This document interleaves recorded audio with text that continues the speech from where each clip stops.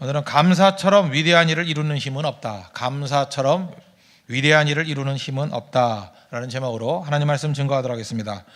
오늘 설날입니다. 우리 차고 넘치는 은혜가 임하고 오늘 특별히 11절 하반절에 나오는 그들의 원대로 주시니라. 하나님께서 여러분의 원대로 풍성하게 채우는 그런 은혜가 임하기를 바랍니다.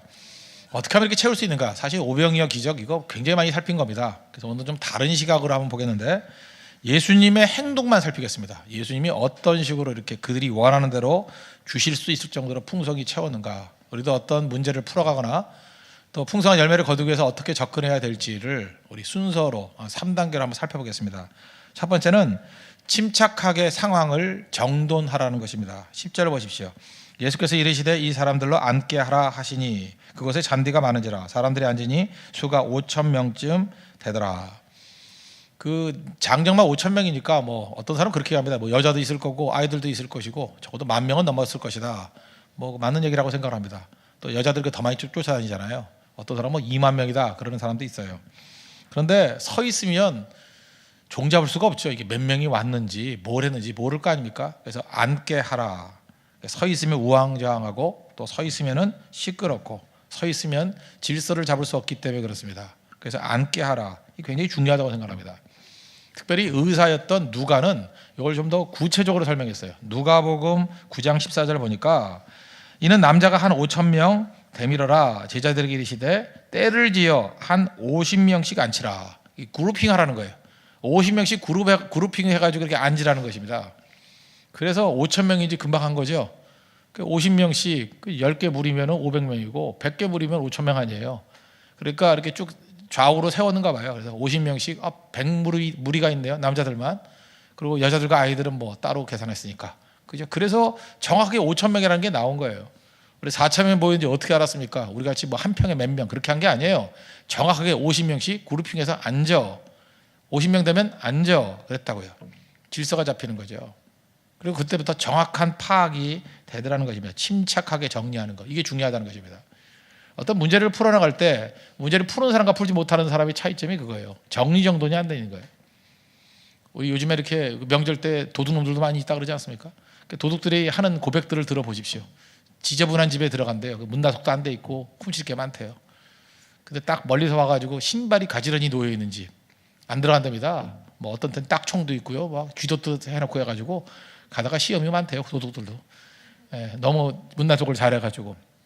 똑같은 얘기를 하는 거예요. 정리정돈부터 시작하는 겁니다. 오늘 혹시 여유가 되신다 그러면 여러분들 정리정돈부터 하십시오.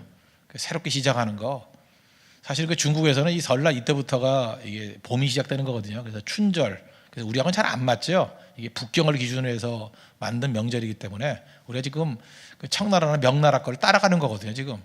그래서 우리하고는 좀 날짜가 좀 안 맞습니다. 약간 안 맞는데 중국에서는 사실 이 설날이 봄의 시작이에요. 봄의 시작.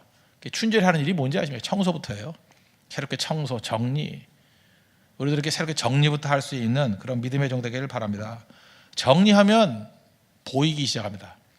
보이기 시작한다고요. 그러니까 잘 보세요. 몇 명 먹여야 됩니까? 보이잖아요. 남자만 5,000명 먹여야 되겠구나. 이거 알았다는 거예요. 또 문제가 무엇인지 명확히 보인다는 것입니다. 밥그릇 수도 보이고, 그죠? 서 있을 땐 모르잖아요. 몇 명인지. 명확히 알잖아요. 분석이 가능하다는 것입니다. 이거 뭐 여러 가지 얘기할 수 있는데, 여러분 사업하시는 분들이 있습니까? 그냥 막연히 잘 됐으면 좋겠다. 그냥 막연히 뭐 기도하면 되지. 근데 기도도요, 이렇게 분석이 됐을 때 기도가 훨씬 더 잘 나옵니다. 하나님 내게 이러이러한 문제가 있습니다. 그죠? 지금 5,000명이 있습니다. 50명 그룹핑한 게 100그룹이 있습니다. 이거 먹여주십시오. 벌써 이게 분석되면 구체적이 되잖아요. 그래서 자기가 무엇을 구해야 될지 중언부언하지 않을 수 있지 않습니까? 그러니까 명확하다는 거예요. 이 소경 맹인을 고칠 때도 그렇잖아요. 무엇을 해주길 원하느냐 명확히 묻잖아요. 보기를 원합니다. 타겟을 정확히 정해놓고 난 다음에 그러면 네 믿음대로 될지어다. 그러니까 그 하나님께서 항상 일하시는 방법을 보면, 예수님이 일하시는 방법을 보면 언제나 정리정돈 명확화시키고 난 다음에 이루어 주신다는 것입니다. 오늘도 우리가 침착하게 상황을 정리정돈하는 이 싸움부터 벌여야 된다는 것입니다. 결혼을 앞두고 있는 분들, 그죠? 뭐가 문제인지 한번 물어보십시오. 내가 안 하는 건가 못 하는 건가 그것도 물어봐야 돼요. 그죠? 그다음에 내 대상자, 내 배우자 될 대상자들이 도대체 뭘 원하나 그거 파악해야 될 거 아니에요? 막연하게 있지 말고 한번 물으려도 보고 글이라도 읽어보고, 그죠? 내 문제가 뭔가, 상대방의 문제가 뭔가, 만날 때 문제가 뭔가, 이렇게 정리정돈이 돼 있으면은 그 다음부터 무엇을 해야 될지 저절로 나온다는 것입니다. 잠시 잠깐 우리 모든 것을 내려놓고, 그죠? 한번 정리정돈해 보십시오. 그럼 보이기 시작한다는 것입니다. 이런 보는 눈이 임하는 믿음의 종 되기를 바랍니다. 그리고 두 번째는 이게 정리정돈 다 해놓고 난 다음에 이제 보였죠.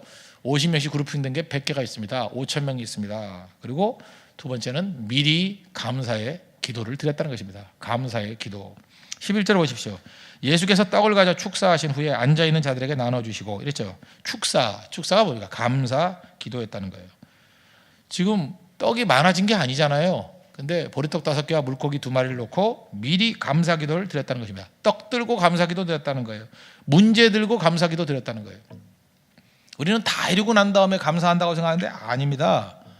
그냥 문제 놓고 지금 50명씩 100명이 있습니다. 100그룹이 있습니다. 그룹핑돼 있습니다. 문제 놓고 미리 감사한 거예요. 어떤 기도했겠어요? 다 먹여주실 겁니다. 충분히 먹여주시겠죠. 그거 놓고 기도하는 거예요. 정확히 타겟이 나오니까 그거 놓고 미리 감사하는 거예요. 풍성하게.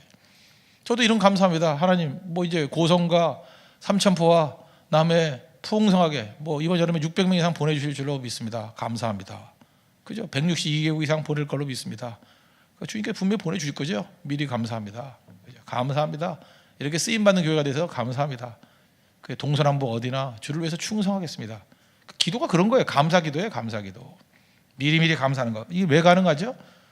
타겟이 정확하니까, 정리정돈이 돼 있으니까 감사기도가 나오더라는 것입니다. 그거 세워놓고 감사해야 된다는 거예요. 오늘 제목과 같이 감사처럼 위대한 역사를 일으키는 힘은 없습니다. 대부분의 위대한 역사가 일어날 때는 감사의 기도가 있을 때라는 거예요.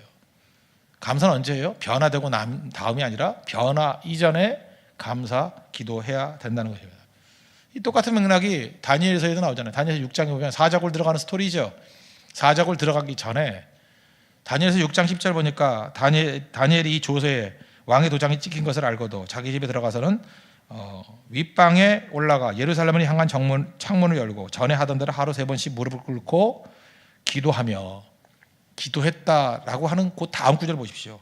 그의 하나님께 감사했더라. 그 기도의 내용이 뭐예요? 감사 기도였어요.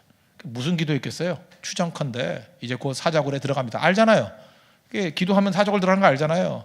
사자굴에 들어갔지만 승리할 것을 알고 감사드린 거예요. 분명히 승리할 것입니다. 미리 감사한 거죠. 하나님이 어떻게 승리하게 될지 궁금하기도 합니다.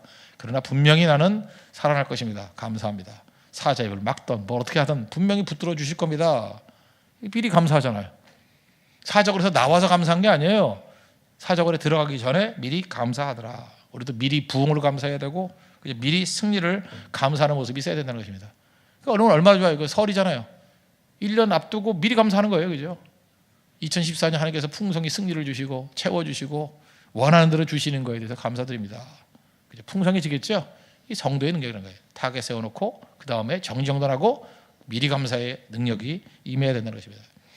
이렇게 기도하는 삶을 살아야 되는 것을 명시적으로 보여준 게 있죠. 바울 서신 가운데 빌립보서 4장 6절 아무것도 염려하지 말고 다만 모든 일에 기도와 간구로 너희 구할 것을 어떻게 하래요? 감사함으로 하나님께 하리라. 그러니까 너희 기도와 간구, 그럼 간구도 어떤 방식으로 간구해야 되느냐? 감사 형태로 간구하라는 거예요. 미리 준 거 감사합니다. 감사로 기도하라는 거예요. 염려 대신에 감사 기도하라는 것입니다. 염려라는 그 헬라어 단어가 메림나오라고 그랬잖아요. 메림나오, 마음이 나누어진다는 거예요. 염려하면 마음이 나누어집니다. 그럼 염려의 반대말이 뭐예요? 굳이 말하면 기도지만 더 구체적으로 말하면 감사 기도. 그래서 감사 기도하면 마음이 하나가 됩니다. 감사 기도하면 이리저리 흔들리지 않아요. 마음이 하나가 돼요. 그래 지금 제일 헷갈리는 게 뭐예요? 마음이 흔들흔들하는 거 아니에요? 두 마음 품는 거 아니에요? 근데 감사 기도 드리면 명확하게 하나로 만드는 힘이 있다는 것입니다. 오늘도 우리 가족끼리 모여가지고 그 염려해 보십시오. 가족들이 두 쪽으로 쫙 갈라져 버려요. 그런데 우리 가정이 주신 것에 대해서 감사 그러면 하나가 돼 버려요. 하나가 돼요. 그죠? 점점 하나가 돼 버려요. 뭐 이렇게 갈등이 있던 가정들요. 우리 가정이 주신 감사가 뭘까? 그래서 감사 계속하면 하나가 되는 힘이 있다는 것입니다. 제가 성도의 특징 얘기했죠. 성도의 특징은 자녀됨의 특권이 있거든요.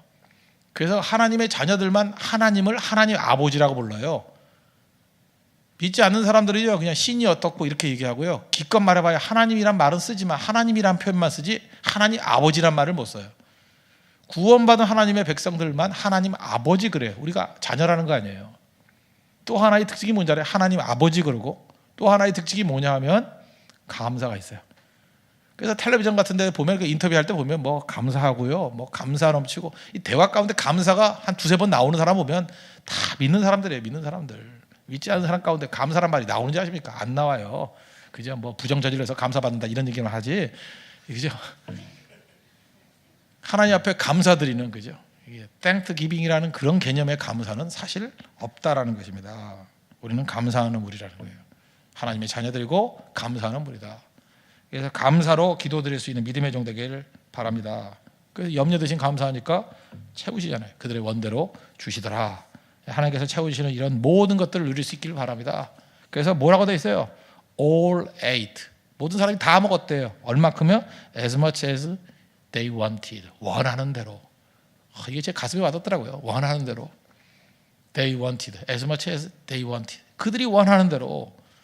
여러분들 원하는 대로 풍성이 넘치는 인생을 사는 비결이 감사에 있습니다. 감사하십시오. 감사가 넘치면 그죠? 원하는 대로 다 먹습니다. 그죠? All ate. As much as they wanted. 그들이 원하는 모든 것들 다 먹여서 다. 그러니까 교회도 우리 감사가 넘치면 우리 성도들 다 먹고도 남아요. 그죠? 우리 주변 사람 다 먹여 살리고도 남아요. 계속 감사해 보세요. 우리가 가는 곳마다 많은 연약한 사람들 다 먹이고도 남는다고요. 12바가지 남아요. 우리 금년에 이런 능력을 받으면 좋겠죠? 상상만 해도 웃음이 떠나질 않네요. 그죠? 다 먹일 거 생각하니까요. 그들이 원하는 대로 다 먹인다는 거예요. 다 먹인다는 거. 풍성해질 것입니다. 이게 감사 기도의 능력이라는 거예요. 그리고 세 번째 내용은 뭐냐 하면 믿음으로 나누라는 것입니다. 이 행동의 행동. 11절 하반절 보니까 앉아있는 자들에게 나눠주시고 물고기도 그렇게 그들의 원대로 주시니라. 나눠주는 거 행동이죠.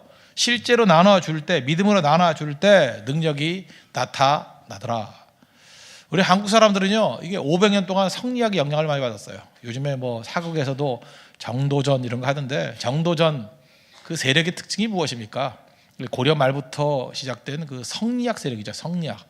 성리학이 500년 동안 조선을 좌지우지했습니다. 성리학. 그러면 성리학에서 말하는 지금도 우리는 성리학의 영향을 받고 있어요. 왜 그러냐면 500년의 그 유산이라는 게 적은 게 아니거든요. 성리학에서 말하는 그 캐치프레이즈가 뭐예요? 선지 후행이에요. 먼저 알고 선지 알고 먼저 알고 후행 나중에 행한다예요. 먼저 깨닫고 후에 행한다. 그래서 성리학은 맨날 깨우침이에요. 깨우침. 죽치고 앉아가지고 뭐 깨우침 알아야 된다. 이 선지 후행 이게 우리에게 너무 영향을 많이 줘가지고 예수 믿는 사람들도 영향을 받았어요. 이 성리학의 영향을. 그래서 맨날 죽치고 앉아가지고 배우겠대요. 뭐 공부한다 그러고 뭐 훈련 받는다 그러고 제자 훈련 받는다 그러고 우리에게 맞아요. 이게 선지 그죠? 깨우침 아는 거 지성. 그러다 보니까 행동과 적용에 약하잖아요. 이 목사님들도 여기 그 선지 후행에 좀 이게 영향을 많이 받아가지고 설교도 맨날 분석적인 설교만 해요. 분석적인 설교만. 그죠? 맨날 지식적인 설교. 행하는 게 별로 없어요. 행하는 움직이는 게 별로 없어요. 우리 성교 돌아다니고 이러는 거 사실 이게 별로 없었거든요. 그죠? 현장에 나가서 부딪히는 거 선지 후행. 성리학이 계속 이러다 보니까 이제 문제가 되니까 조선 후기쯤에 드디어 양명학의 영향을 받은 실학이 나오죠. 실학. 그죠? 양명학의 영향을 받은 실학. 실학자들이 외쳤던 게 뭐예요? 지행합일. 사실 지행합일이지만 이건 양보한 거예요. 사실은 뭐예요? 떼내진 감이 있지만 행동이 중요하다는 거 아니에요? 행동이 중요하다. 그러나 떼내진 감이 있고 실제로 실학자들이 무슨 영향 미쳤습니까? 정약용 같은 사람들은 뭐 맨날 유배나가 있고 그 실제로 영향을 많이 미치지 못하고 그냥 제야에서 이렇게 외치다가 끝난 부분이 있더라는 거예요. 근데 믿음은 뭐예요? 믿음은 실학입니다. 실학. 성리학이 아니라 실학 쪽에 가까워요. 그죠? 먼저 깨우침도 있지만 먼저 행동하다 보면 깨우침이 나온다는 거예요. 그래서 선행 후지. 그죠? 선행 후지. 이쪽의 무게를 좀 더 둘 필요성이 있다는 것입니다. 그래서 고린도전서 4장 20절 보니까 하나님의 나라는 말에 있지 아니하고 오직 능력에 있음이라.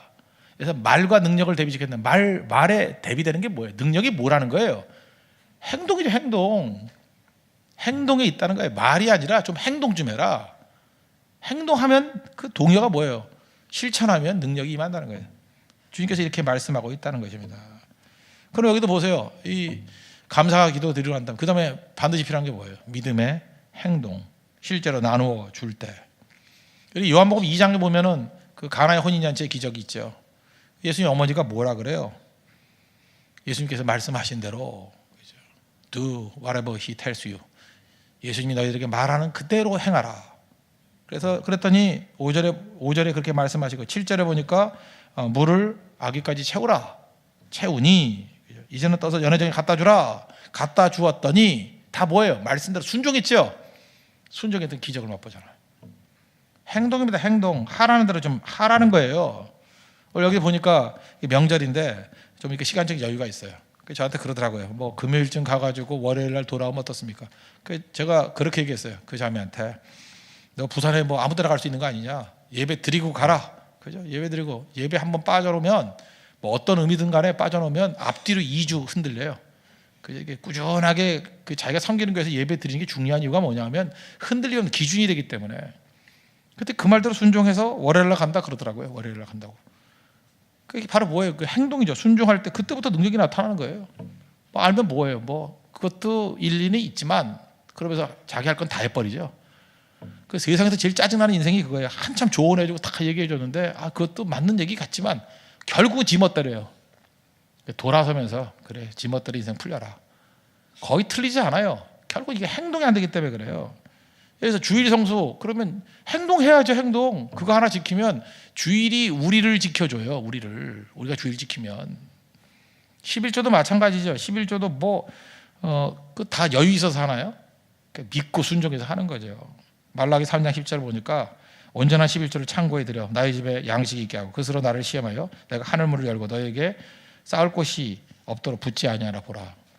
안 하잖아요. 안 하니까 맨날 거지같이 살지. 그렇잖아요.